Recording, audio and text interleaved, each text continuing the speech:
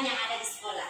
Jadi di sini ada beberapa bapak ibu yang memang sengaja kami panggil walaupun tidak pakai surat panggilan, tapi paling nggak ada sedikit yang saya paparkan untuk pemetakan aset satuan pendidikan yang ada di sekolah SD swasta Widya Dharma.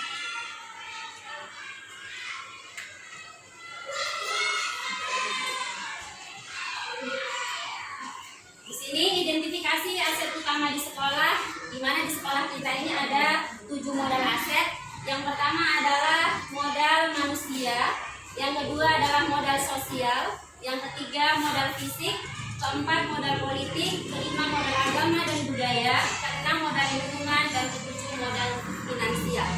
Mungkin tidak asing lagi untuk Bapak Ibu guru ataupun Bapak Ibu wali murid, tapi di sini saya coba memaparkan satu persatu dengan waktu yang mungkin tidak terlalu panjang ya, kita singkat-singkat aja. Nah,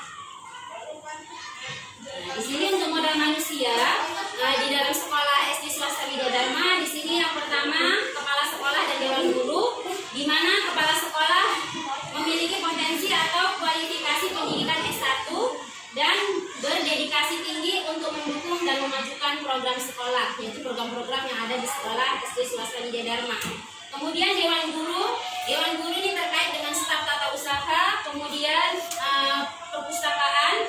Di sini latar belakang pendidikannya juga S1, ada juga satu orang guru yang sudah S2 ya. Kemudian sebagian besar memiliki sertifikasi pendidik atau sudah tersertifikasi guru-guru kita. Kemudian di sini dan mampu menggunakan IT untuk memajukan sekolah, teknologi sesuai dengan kemajuan zaman yang akan kita hadapi sekarang ini.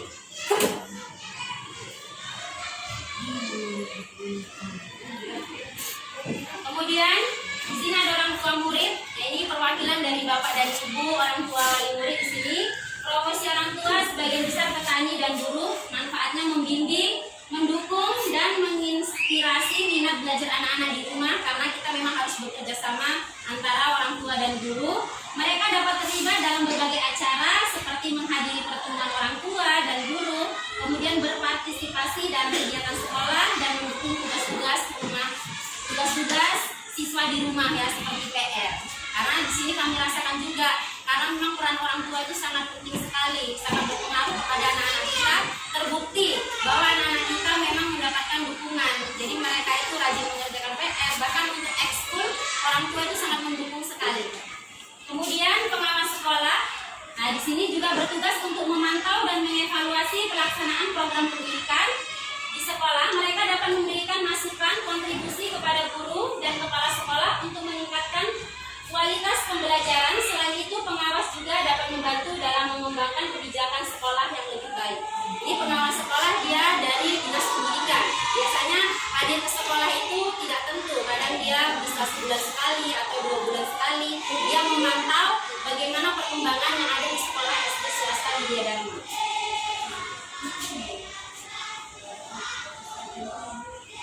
Nah, di sini juga ada alumni.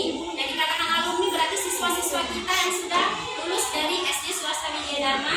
Alumni adalah sumber daya berharga yang dapat memberikan inspirasi dan motivasi kepada siswa saat ini.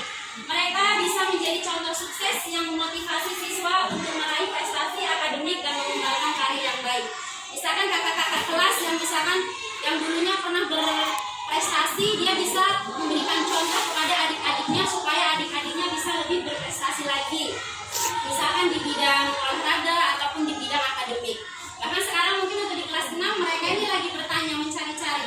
Oh, kakak kelasku dulu melanjutkan kemana ya? Aku ingin ikutlah. Dia di sana berhasil. Nah, seperti itu. Jadi alumni sebenarnya memang sangat berpengaruh untuk generasi kita yang akan datang. Kemudian komite.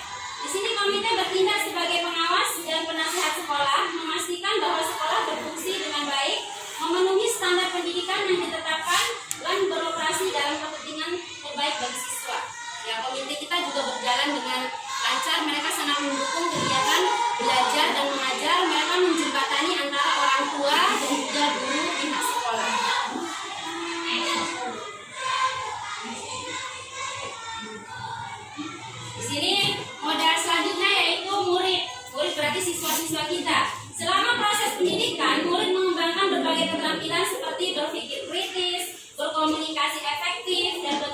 bersama dalam kelompok dengan keterlibatan aktif mereka dalam pembelajaran. Nah, di sini murid menjadi sumber daya berharga dalam meningkatkan mutu pendidikan dan mencapai prestasi yang lebih baik. Minat murid dalam olahraga dan seni cukup tinggi. Ini terbukti. Mungkin di sini juga kami menyampaikan bahwa sekarang ada program Sabtu Ceria ya Bu, Pak, di mana mungkin anak-anak Bapak atau Ibu ada yang menyampaikan yang di kelas tinggi ada dia bisa dia mengembangkan minat dan bakatnya, bebas dia mau memilih apakah seni, apakah olahraga, itu sudah dibuka mulai Sabtu kemarin. Jadi dilaksanakan setiap minggu kedua dan minggu keempat. Itu kita laksanakan.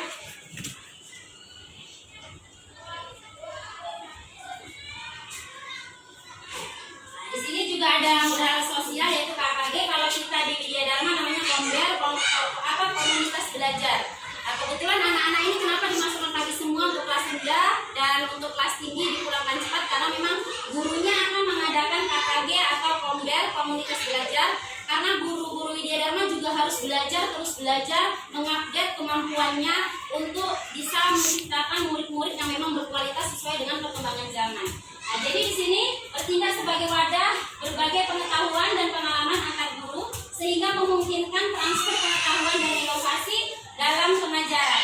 AKG juga dapat berperan dalam melatih guru-guru atau yang kurang berpengalaman, membantu mereka mengembangkan keterampilan mengajar yang lebih baik. Jadi guru-guru juga saling berkontribusi antara guru yang satu dengan guru yang lain sehingga nanti bisa mana yang kurang, mana yang perlu ditambahi di dalam pembelajaran. Jadi mereka saling melengkapi. Kemudian PGRI ini suatu komunitas ya, komunitas keguruan.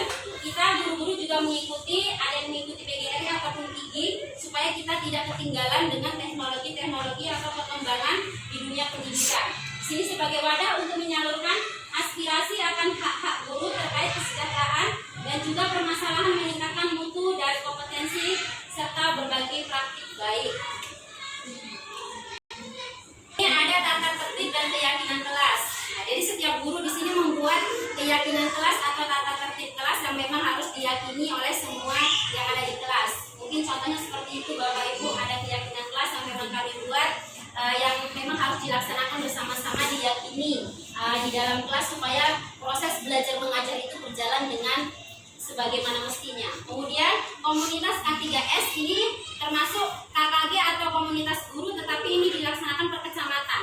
Nah, kalau kita di sini kan Kombel per sekolah Widya Dharma, tapi kita juga punya komunitas di seluruh guru yang ada di kabupaten ataupun guru di kecamatan. Nah, jadi kita juga punya komunitasnya seperti komunitas K3S. Jadi sama-sama Bapak Ibu sekalian tahu di sini modal fisik yaitu ruang kelas atau teori seperti ruang kelas kita yang ada di SD Swasta Widya Dharma itu sudah memadai ya, rata-rata sudah membuat siswa kita nyaman untuk belajar. Kemudian laboratorium atau lab, nah itu tempatnya ada di sebelah apotek hidup. Kalau mungkin Bapak Ibu wali murid yang belum tahu laboratorium, dia tempatnya di sana. Di situ adalah untuk di situ memainkan peran penting dalam pendidikan dengan menyediakan lingkungan di mana siswa dapat melakukan eksperimen, berlatih, dan mengembangkan pemahaman.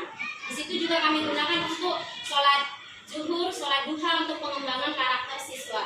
Kemudian untuk UKS, nah, di sini UKS kita juga ada, itu ada gambarnya UKS, dia juga di samping apotek hidup. Nah, di sini usaha kesehatan sekolah ini bertanggung jawab untuk memberikan layanan kesehatan dasar, memberikan informasi tentang kesehatan dan melakukan tindakan preventif. Sebelum ke polisi kita juga bekerja sama dengan satpam terlebih dahulu.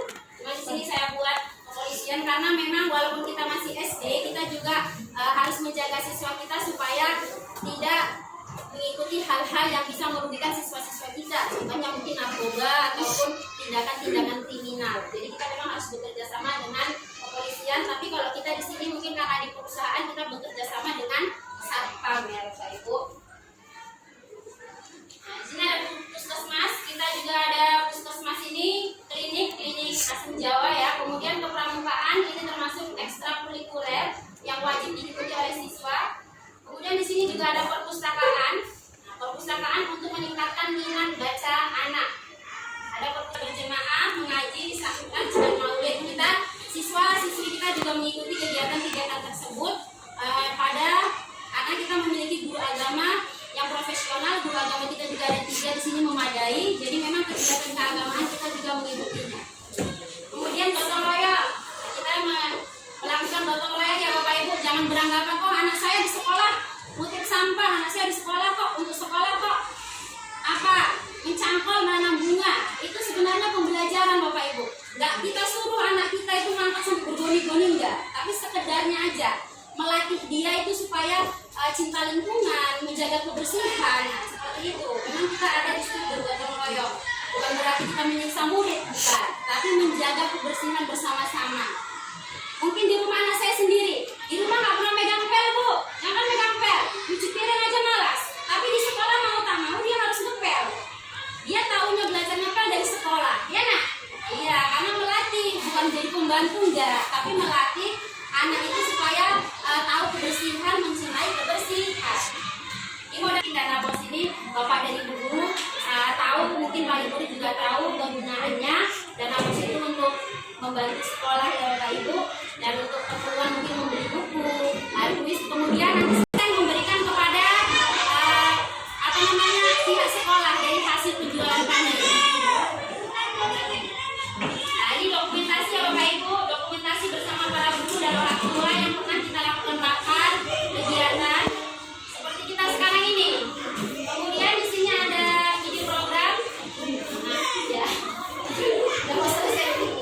Kemudian ada program literasi, ada program saksi yang tadi saya ceritakan. Nah, program kebiasaan pagi 15 menit sebelum masuk kelas, kita siswa-siswi kita ada pembiasaan, menghafal kali-kali dan sebagainya. Pembiasaan sholat duha, sholat Jumat pagi dan sholat zuhur di sekolah. Ada sholat zuhur di sekolah. Ya, terima kasih. Terima kasih kepada Bapak Ibu wali murid dan Bapak Ibu guru serta siswa-siswi Ibu yang Ibu sayangi. Demikianlah, mungkin saya sudah mengganggu waktu Bapak Ibu. Saya mohon maaf jika ada kesalahan dalam saya menyampaikan.